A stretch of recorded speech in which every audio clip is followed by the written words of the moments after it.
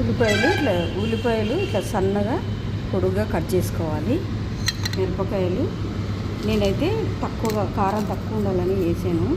మీకు ఒకవేళ కారం ఎక్కువ కావాలనుకుంటే కొన్ని మిరపకాయలు ఎక్కువ కూడా వేసుకోవచ్చు. పొయ్యి ముట్టించి బాండీ పెట్టాను. బాండీ ఆగింది. ఇప్పుడు నూనె వేస్తున్నా. నూనె ఎక్కువగా ఎందుకంటే ఈ ఉల్లిపాయలు మొత్తం డీప్ ఫ్రై చేసుకోవాలి కాబట్టి నూనె ఎక్కువ వేసిన. నూనె కాగింది. ఇప్పుడు ఉల్లిపాయలు వేసుకోవాలి.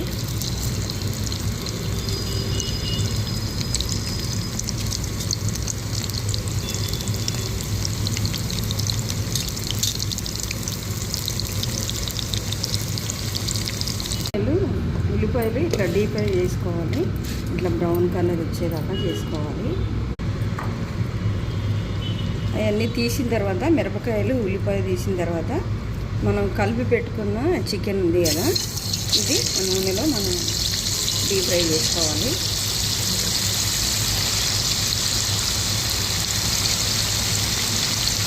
ఇది కూడా మంచిగా బ్రౌన్ కలర్ వచ్చేదాకా చేసుకోవాలి.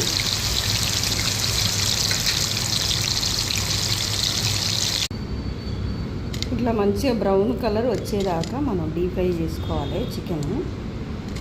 కారం పొడి మంచిగా రావాలంటే ఇట్లా డీప్ ఫ్రై చేస్తే చాలా మంచిగా వస్తుంది.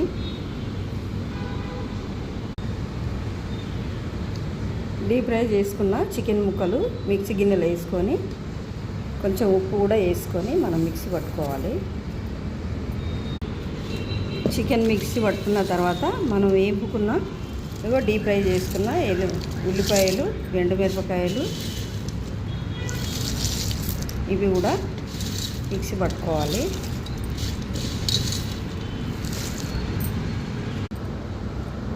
చికెన్ కారం పొడి రెడీ అండి. చికెన్ కారం పొడి అయితే చాలా బాగా వచ్చింది. మరి ఇది వేడి అన్నంలో వేసుకొని తింటే ఇంకా చాలా బాగుంటుంది. ఏ కర్రీస్ అయినా వేసుకొని ఇది కొంచెం నంచుకొని తింటే చాలా బాగుంటుంది.